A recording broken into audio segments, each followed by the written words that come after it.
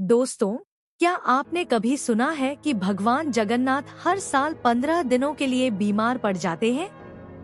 इन 15 दिनों तक उनके दर्शन बंद कर दिए जाते हैं, उन्हें दवाइयाँ दी जाती हैं और विशेष रूप से उनकी सेवा की जाती है।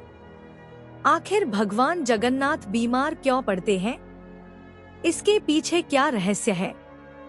आइए जानते हैं। यह कथा लगभग 250 साल पुरानी है। उड़ीसा के पवित्र नगर जगन्नाथपुरी में भगवान जगन्नाथ के एक परम भक्त रहते थे, जिनका नाम था माधव दास। माधव दास के लिए इस संसार में भगवान जगन्नाथ के अलावा कोई नहीं था। वे दिन रात प्रभु का भजन करते, उन्हें अपना सखा मानते, उनसे बातें करते और बाल भाव से उनके साथ लीलाएं करते थे। भगवान जगन्नाथ भी अपने इस निष्कपट भक्त से अत्यंत प्रेम करते थे। एक समय ऐसा आया जब माधव दास को तेज बुखार, उल्टी और दस्त की बीमारी हो गई। उनका शरीर इतना कमजोर हो गया कि वे उठकर बैठ भी नहीं पा रहे थे। लेकिन इतनी तकलीफ में भी उन्होंने प्रभु की सेवा नहीं छोड़ी। लोगों ने कहा, महाराज, हम आपकी सेवा कर देंगे, पर माधव दास ने कहा, नहीं, मेरे तो केवल एक ही सहारा है, जगन्नाथ जी, वही मेरी रक्षा करेंगे। उनकी हालत दिन ब दिन बिगड़ती जा रही थी। यह सब भगवान जगन्नाथ से देखा नहीं गया। एक दिन भगवान एक साधारण सेवक का रूप धारण करके माधव दास के घर पहुँचे और उनकी सेवा करने लगे।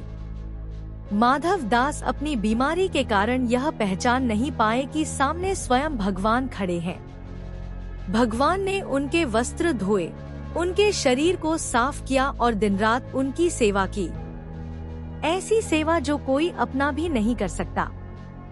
कुछ समय बाद जब माधव दास को होश आया तो उन्होंने भगवान को पहचान लिया। वे तुरंत प्रभु के चरणों में गिर पड़े और बोले, प्रभु, आप तो त्रिभुवन के स्वामी हैं, आप मेरी सेवा क्यों कर रहे हैं? आप तो एक क्षण में मेरा रोग दूर कर सकते थे। भगवान जगन्नाथ ने कहा, जब मेरा कोई भक्त कष्ट में होता है तो मैं स्वयं उसकी सहायता के लिए पहुंचता हूँ। लेकिन यह रोग तुम्हारे पूर्व जन्म के कर्मों का फल है। कर्मफल को मैं भी नहीं बदल सकता। हाँ, मैं तुम्हारे कष्ट को अपने ऊपर ले सकता हूँ।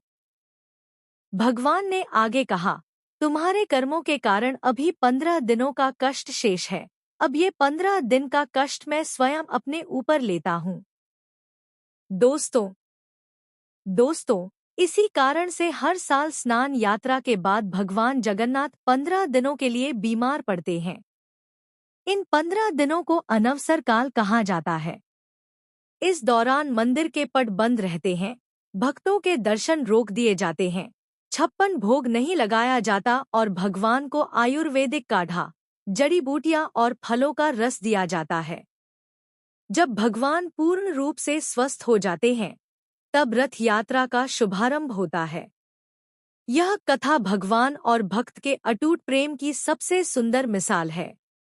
जय जगन्नाथ।